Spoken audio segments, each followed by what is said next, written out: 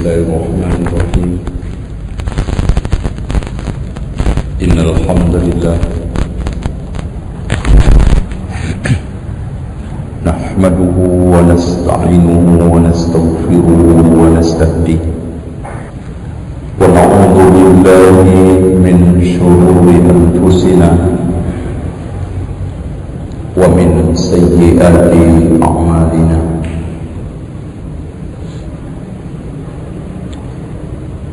من يهده الله فلا مضل له ومن يضلل فلن تجد له وليا مرشدا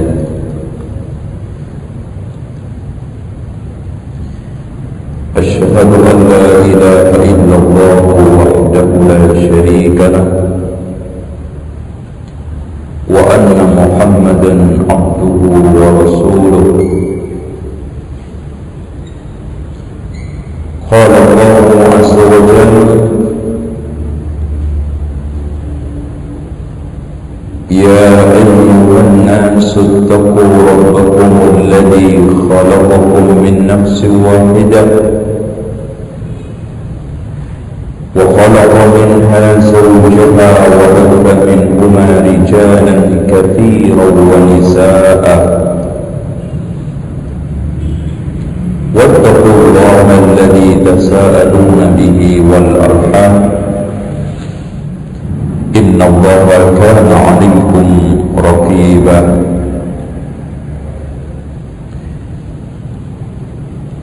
وقال الله تعالى يا أيها الذين آمنوا اتقوا الله حق تقاته ولا تموتن إلا وأنتم مسلمون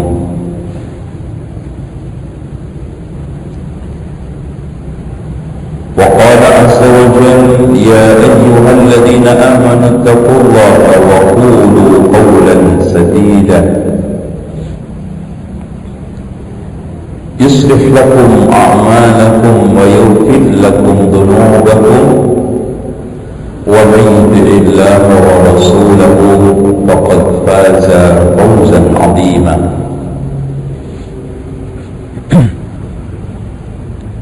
فإن خير الحديث كتاب الله وخير الهدي هدي محمد صلى الله عليه وسلم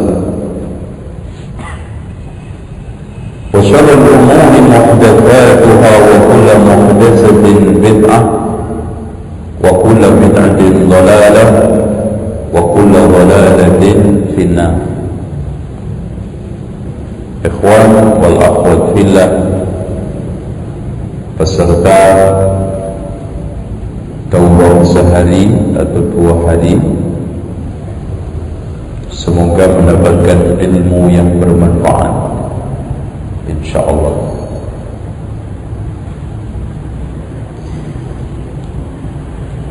Kali ini kita akan mengangkat tema indahnya sunnah.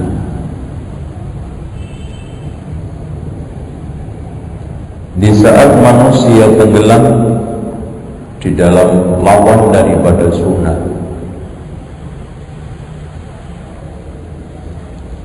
di saat masyarakat kebanyakan memusuhi sunnah, yang dikatakan oleh Hudzaifah ibnul Yaman, pernah dia menumpuk 2 batu. Kemudian menanyakan kepada sahabat-sahabat sekitarnya, kamu melihat enggak cahaya di antara 2 batu? Maka teman-temannya menjawab, tidak kecuali sedikit. Maka Hudzaifah ibnul Yaman mengatakan, akan datang suatu zaman tidaklah tersisa sunnah kecuali sebesar cahaya di antara 2 batu. Sampai saking merajalelanya bid'ah, ketika orang meninggalkan bid'ah, maka orang-orang mengatakan sunnah telah ditinggalkan. sunnah telah ditinggalkan. Ikhwan sekalian, Syekh Muhammad ibn Shalih Al-Utsaimin di dalam kitabnya As-Sahwatul Islamiyah Qawaiduha wa Dawabiduha, sahwah tidak akan bisa tegak kecuali diikat oleh syariat. Kendaraan sahwah Islamiyah yang sudah lama ditabuh dan suara sahwah Islamiyah yang sudah lama dikumandangkan sekarang ini kandas di tengah pertikaian umat, bahkan satu dengan yang lainnya asyik berkelahi. Kenapa? Karena sahwah Islamiyah dan dakwah Islam yang selama ini dikumandangkan hanya diikat oleh perasaan hawa nafsu, sehingga beragama sering menurut selera rakyat. Walhasil, kalau agama itu tidak cocok dengan selera rakyat, maka tidak didukung dan tidak mendapatkan suara. Sehingga persis yang telah dikatakan oleh Allah, wa in tuti' aktsara man fil ardi yudilluka an sabilillah. Kalau kamu mentaati kebanyakan manusia di muka bumi, wahai Muhammad, mereka akan menyesatkan kamu dari jalan yang lurus. Oleh karena itu, hadirin sekalian, aktivitas sahwah Islamiyah, dakwah Islam dan gerak-gerik kita setiap hari harus diikat dengan Alkitab wa Sunnah. Harus. Makanya orang akan dijamin istiqomah. Nih, itu perhatikan. Orang akan dijamin istiqomah ketika seluruh gerak-geriknya, ucapan dan perbuatan diikat dengan Alkitab wa Sunnah, syariat. Makanya kalau banyak ikhwan al-akhwat ketika kajian bertanya, Ustaz, bagaimana kiat untuk istiqomah? Sederhana, ikatlah gerak-gerik dan perbuatan ucapan Anda dengan syariat. Biasakan, aku tidak bertindak, tidak ngomong kecuali dengan dasar ilmu. Makanya Al-Imam Al-Mubajjal Al-Bukhari Muhammad ibn Ismail Al-Badarzbah Al-Bukhari mengatakan di dalam kitab sahihnya, al-ilmu qabla al-qawli wal-amal. Usahakan ikat dengan syariat. Makanya ketika ada orang yang datang kepada Rasulullah, ya Rasulullah, alimni fil Islam, la as'alu ahadan ba'dahu ghairah. Ya Rasulullah, ajari aku sesuatu di dalam Islam, setelah itu aku enggak tanya kepada selainmu. Apa kata Rasulullah? Qul amantu billah tsumma istaqim. Istiqamah diikat dengan al-iman, dan iman tidak akan bisa hidup kecuali bil ilmi wal basirah wal yaqin. Kayaknya wal asri innal insana lafi khusr illa alladhina amanu wa amilus shalihat. Ikhwan sekalian, berbicara masalah sunnah, kita akan awali sejarahnya. Rasulullah diutus di tengah manusia yang sangat jahil dan zamannya jahiliyah. Patokan di dalam berucap dan berbicara seperti yang telah disebutkan oleh Allah di dalam surat Az-Zukhruf ayat 22, bal qalu inna wajadna aba'ana ala ummatin wa inna ala atharihim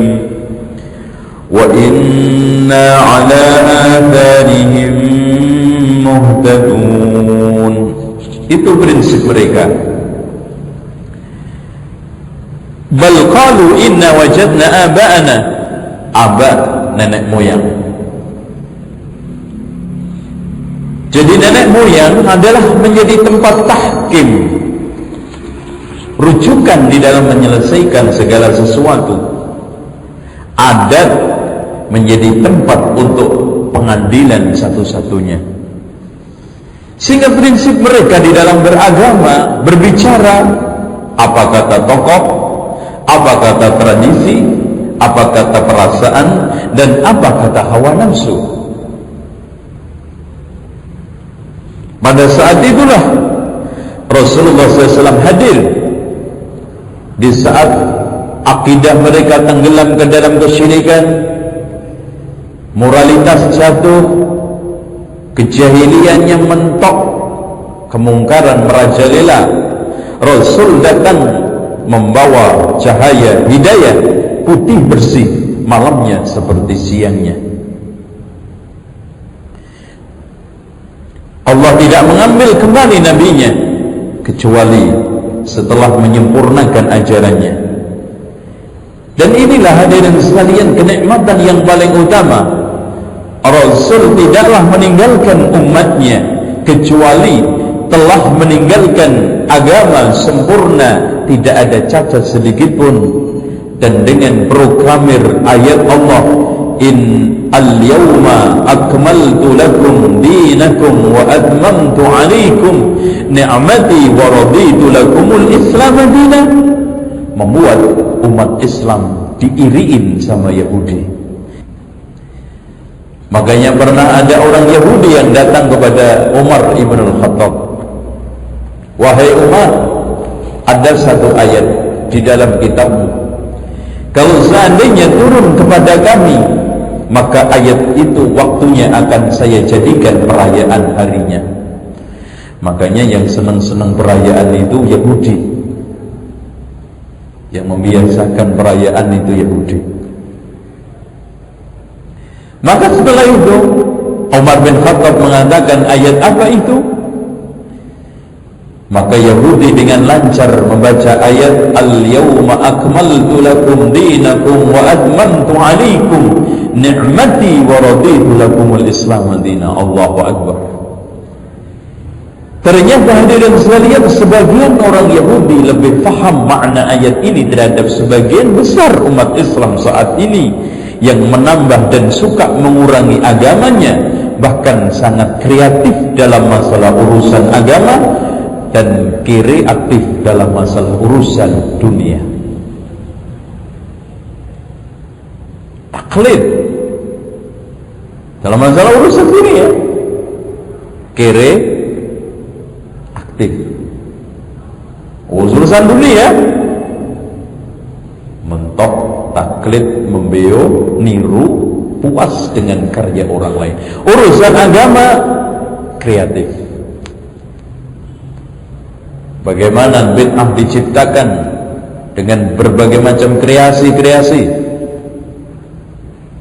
inovasi-inovasi baru. Bahkan kalau antum melihat satu bid'ah saja, kreasi dan inovasinya kita bisa temukan macam 10. Oleh karena itu ikhwan, Umar bin Abdullah ibn Abbas menafsiri ayat al-yawma akmaltu lakum dinakum.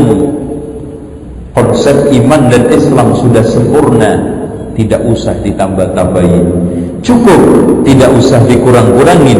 Dan siapa yang ingin mencari ridha Allah dengan jalan beragama itu sudah cukup. Oleh karena itu Rasulullah menegaskan di dalam hadis yang dikeluarkan oleh Ibnu Majah, yang dihasankan oleh Syekh Nasiruddin Al-Albani, taraktukum 'alal mithlil bayda layluha kanahariha la yazighu anha ba'di illa halikun. Di dalam Makalahnya ada. Telah aku tinggalkan kalian di atas ajaran yang putih bersih, malamnya seperti siangnya, dan tidaklah ada orang yang berpaling darinya melainkan hancur.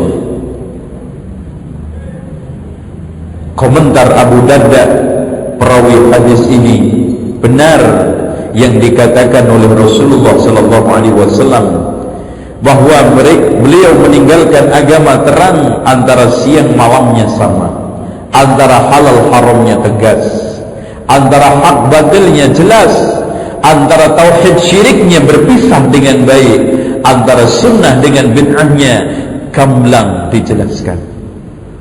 Lailuha kanahariha. Dan hadirin sekalian, sahabat terutama khulafaur rasyidun ditinggalkan Rasulullah masih komitmen dan istiqamah di atas kebersihan ajaran dan kemurnian tuntunan. Tidak satu pun yang tercemar, tidaklah ada satu penyimpangan yang muncul pasti langsung disbasmi, tidaklah ada satu kebid'ahan yang nongol pasti akan dilumatkan oleh mereka. Contoh, di zaman Rasulullah pernah ada orang yang datang 3 untuk ngecek ibadahnya Rasulullah, yang ini dikeluarkan oleh Imam Al-Bukhari wa Muslim di dalam sahihnya. Setelah menanyakan informasi tentang ibadahnya Rasulullah, ka'annahum taqalluha, seakan-akan meremehkan, itu kan Rasul udah dijamin masuk surga, kalau ibadahnya seperti itu wajar-wajar aja. Karena Rasul bangun tidur, bangun juga qiyamul lail, juga tidur, ya puasa juga buka. Kalau begitu saya tidak akan qiyamul lail, tidak akan tidur.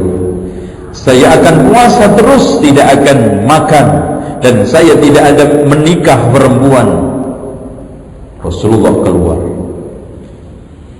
Setelah itu Rasulullah SAW mengatakan, wallahi inni akhsyakum billah wa atqakum bihi, wa inni aqumu wa anam wa asumu wa uftir wa atazawwaju nisa wa akulul lahma. Demi Allah, aku adalah orang yang paling takwa di antara kalian, yang paling takut kepada Allah di antara kalian. Rasulullah SAW mengatakan, saya sholat juga tidur, saya puasa juga bangun, saya menikahi perempuan dan makan daging. Faman raghiba an sunnati, siapa yang benci sunnahku falaysa minni. Pada zaman pemerintahan Abu Bakar, Islam jalan aman-aman saja. Tidaklah ada satu penyimpangan, pasti akan digeser langsung dan dibasmi, seperti pembasmian Abu Bakar terhadap orang-orang murtadin. Zaman Umar juga seperti itu, sampai pernah ada seorang namanya Sabit ibnu Asal al-Iraqi suka mempermasalahkan ayat-ayat mutasyabihat. Pada zaman Umar bin Khattab dipanggil, didatangkan, kemudian dipukul kepalanya sampai berdarah-darah, lalu diungsikan ke Irak dan diperintahkan ke gubernur agar memerintahkan ke rakyatnya tidak mengajak bicara dan mengucapkan salam kepada Sabit ibnu Asal dalam rangka untuk hajar dan memberikan sanksi. Sampai setelah dipukul, sudah Umar, setan sudah keluar dari kepala saya. Artinya, subhat-subhat yang selama ini dari syaitan merusak kepala saya sudah pergi minggat. Setelah itu dia dikucilkan di Irak, akhirnya bertaubat, taubatan nasuha. Di awal pemerintahan Utsman juga Islam berjalan dengan baik, namun di akhir pemerintahannya Utsman harus tersandung dengan fitnah bughat yang digulirkan oleh orang-orang Khawarij yang mengangkat la hukma illallah.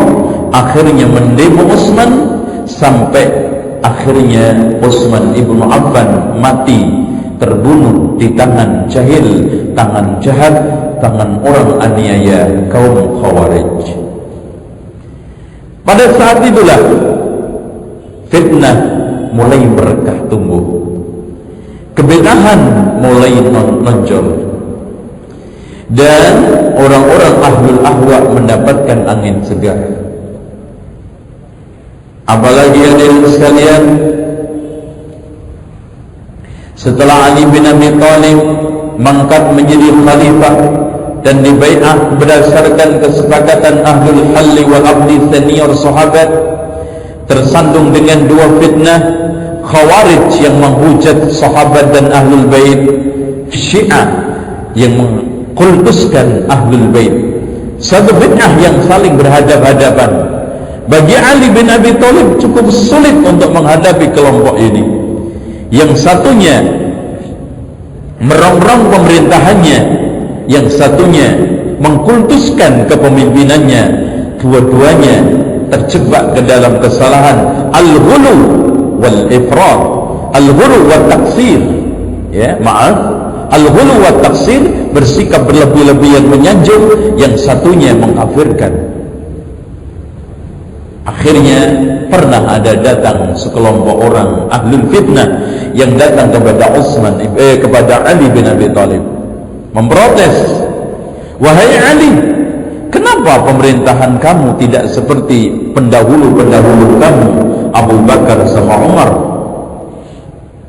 Katanya Ali dijawab dengan hikmahnya, dengan ilmunya, dengan ketegasannya, "Bagaimana saya punya pemerintahan seperti Abu Bakar dan Umar? Kalau Abu Bakar, Umar rakyatnya adalah saya, sementara saya adalah rakyatnya kamu nih, tukang fitnah nih. Bagaimana saya bisa punya pemerintahan yang baik?" Wallahi ya ikhwan, ada sebagian kelompok yang sekarang ini hanya menghujat dan menyerang pemerintahan, tidak pernah memikir rusaknya pemerintahan adalah akibat rakyatnya yang jelek. Bahkan Ibnu Qayyim Al-Jauziyah di dalam kitabnya Miftah Darus Sa'adah, pemimpin cerminan rakyat. Bagaimana saya bisa punya pemerintahan seperti Abu Bakar dan Umar? Rakyatnya Abu Bakar Umar saya, sementara rakyat saya kalian bukan fitnah. Akhirnya dibasmi sampai Ali bin Abi Thalib harus membunuh dengan cara membakar 4.000 Khawarij, dan juga memerangi orang yang mengkultuskan dia, menjadikan dia sebagai Tuhan. Seperti Sabaiyah yang didalangi oleh Abdullah ibnu Saba al-Yahudi al-Humairi. Setelah itu hadirin sekalian,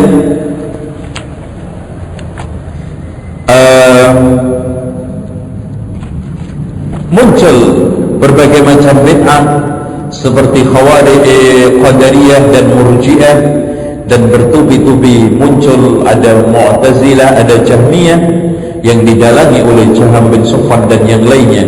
Inilah kira-kira yang menjadi akar bid'ah, di antaranya 6.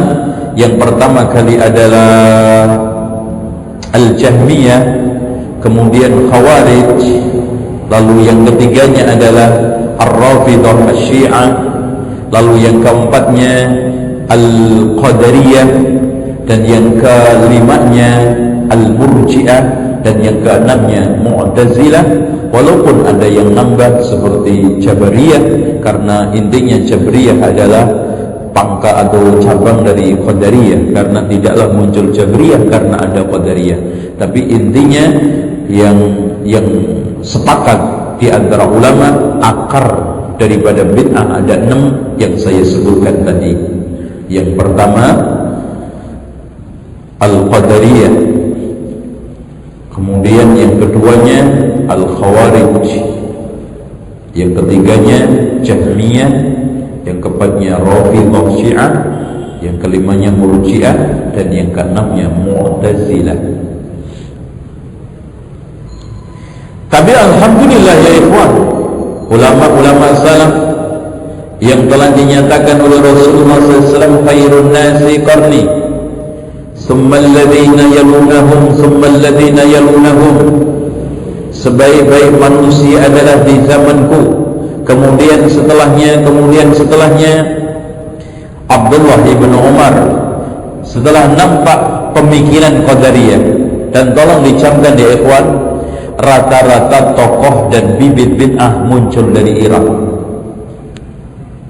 Sedikit sekali yang keluar dari Irak. Bahkan tidak ada satu bid'ah yang muncul dari Madinah dan Mekah. Tokohnya semua besar, tumbuh di sana. Pernah ada dua orang yang datang dari Irak menanyakan kepada Abdullah ibn Umar, wahai ibn Umar, di tempat kami ada orang mengatakan al-qadaru unfun. Apa unfun? Unuf itu baru muncul, artinya Allah itu baru tahu takdir setelah terjadi, sebelumnya enggak tahu. Abdullah ibn Umar dengan tegas mengatakan, sampaikan kepada dia, sesungguhnya Allah tidak akan menerima ibadah mereka sampai beriman terhadap qadar, dan katakan kepada mereka, saya berlepas diri dari mereka dan mereka tidak punya hubungan dengan Ibnu Umar. Tegas. Bahkan Ibnu Abbas, tiada orang yang lebih aku benci ketimbang orang yang datang kepadaku mengajak debat tentang Qadariyah. Begitu juga Abul Jauzah, bertetangga dengan monyet dan babi lebih aku cintai daripada bertetangga dengan ahli bid'ah. Diperbudak oleh hawa nafsu. Karena ikhwan, babi monyet menularkan penyakit jasmani kalau seandainya mengganggu, tapi ahli bid'ah menularkan penyakit jasmani dan rohani. Pemikiran kita jadi kotor, akidah kita jadi terkena polusi, tercemari dengan berbagai macam pemikiran dan syubhat. Lebih asyik lagi ya ikhwan, ketegasan ulama-ulama seperti Abu Kilabah, janganlah kalian beramah tamah dan mengajak ahli ahwa berdebat, karena saya tidak menjamin kalian bisa selamat dari kesesatan mereka dan kalian terkena syubhat yang ada pada akidah mereka. Ini sikap dari mulai Rasulullah, sahabat khulafaur rasyidin, sahabat pada umumnya dan tabi'in, tegas terhadap ahli bid'ah dan kebid'ahan. Dan a'immatus sunnah di antara madzhabul arba'ah. Makanya saya sebutkan di dalam kitab saya, Ensiklopedia Penghujatan terhadap Sunnah, sikap 4 madhab terhadap sunnah dan bid'ah. Ya. Al-Hasan al-Basri berkata, janganlah kalian beramah tamah mengajak berdebat mendengar kebid'ahan ahli ahwa. Imam Ahmad juga mengatakan seperti itu, bahwa kita dilarang untuk beramah tamah, ya, mengajak debat, berdialog, karena mereka tidak aman untuk menyebarkan virusnya. Syekh Ismail As-Sabuni di dalam memberikan karakter akidah salaf dan ahli hadis, beliau berkata, mereka senantiasa membenci ahli bid'ah yang membuat-buat perkara baru dalam agama yang bukan bagian dari ajarannya. Tidak senang, tidak berteman, tidak mendengar ucapan kebid'ahan, tidak duduk-duduk, tidak berdiskusi, berdebat dengan mereka, dan menjaga telinga mendengarkan kebatilan mereka. Ini sikap mereka. Namun ikhwan, tolong dicamkan, kadang-kadang ulama tidak sholat di belakang ahli bid'ah, tidak mengunjungi ketika sakit, bahkan tidak menjenguk jenazahnya, tidak mengantarkan jenazahnya. Semua ini dalam rangka tahdzir. Bukan berarti sekarang nggak boleh menyolatin orang ahli bid'ah. Cuman ulama disarankan agar memberikan pelajaran yang hidup. Inilah akibat orang-orang yang menyebarkan sunnah. Tetapi kadang-kadang metode persuasif, metode taklif, pendekatan lebih baik daripada hajr wa tahdzir. Makanya harus dilihat kondisinya. Seperti yang dikatakan oleh Syekhul Islam Ibn Taimiyah. Antum lihat buku ini, makalahnya, Penerapan metode pengucilan sangat bergantung kepada kondisi objek dakwah, baik dari sisi kualitas maupun kuantitas. Yang menjadi sasaran inti adalah terwujudnya kesadaran dan perubahan dari pelaku kesesatan. Bila pengucilan dianggap mampu meminimalisir keburukan, maka sikap tersebut dibetulkan. Bila orang yang dikucilkan tidak sadar, bahkan keburukan semakin bertambah, sementara orang yang mengucilkan dalam posisi lemah sehingga kerugian lebih besar volumenya daripada kemaslahatannya, maka tidak ada anjuran untuk mengucilkan, mentahdir. Namun metode persuasif lebih cocok untuk sebagian orang daripada pengucilan. Oleh karena itu, terkadang Rasulullah menggunakan metode pengucilan, terkadang pendekatan, terkadang memberikan contoh aja. Rasulullah SAW memberikan ratusan ontak kepada Sofwan ibn Umayyah padahal baru masuk Islam. Bahkan membiarkan Abdullah ibn Ubay bin Salul padahal jelas-jelas munafik, tapi memberikan sanksi berat kepada siapa? Ka'ab bin Malik. Ini lihat manfaat tidaknya. Karena tidak ada manfaatnya memberikan peringatan keras kepada Abdullah bin Ubay bin Salul, tapi ada manfaat memberikan peringatan kepada Ka'ab bin Malik. Bahkan Rasulullah tidak mengucapkan salam kepada Amr bin As, tapi Rasulullah SAW memberi toleran, sangat toleran kepada Aqra bin Habis, seorang tokoh Badui yang paling ortodok, kolot, keras kepala. Di antara kekerasan akhlaknya, ketika bertamu kepada Rasulullah tidak dibukakan pintunya, dia cari jendelanya, diteriakin, Muhammad, lo mau keluar enggak? Ketahuilah saya kalau muji membuat orang girang seneng, kalau mencela membuat orang sedih seumur hidup. Itu. Kamu mau saya puji apa saya cela Muhammad? Keluar enggak? Akhirnya turun surat Al-Hujurat. Diteriakin itu di samping kamarnya. Tapi Rasulullah SAW memperlakukan dengan penuh persuasif, pendekatan, dan lemah lembut. Tergantung, bukan masalah besar dan kecilnya kesalahan, tidak. Belum tentu orang yang kesalahannya besar harus dihajar, dikasih peringatan keras, yang kecil tidak. Bahkan sebaliknya, kadang ada orang yang kesalahannya kecil dikasih peringatan lebih besar daripada yang kesalahan besar. Tergantung manfaat tadi, kena enggak merubah. Kalau ternyata metode hajar, metode tahdir itu mengena, artinya membentuk kesadaran dan perubahan bagus, maka tahdir diterapkan. Tapi kalau seandainya sekarang pengucilan dan tahdir tidak merubah kondisi, bahkan keburukan menjadi-jadi, ya gak ada manfaatnya. Persuasif lebih manfaat. Makanya ucapan ulama tadi jangan dipahami mateng, saklek, permanen, final. Pokoknya ana sama ahli bid'ah mendingan sama monyet. Enggak, mendingan gue sama monyet babi ketimbang ahli bid'ah, titik, udah. Gak bisa ya kawan. Ini harus dipahami dalam koridor perubahan, kesadaran, dan ketersentuhan. Subhanallah, hamdika, asyhadu an la ilaha illa anta, astaghfiruka wa atubu ilaik. Wassalamualaikum warahmatullahi wabarakatuh.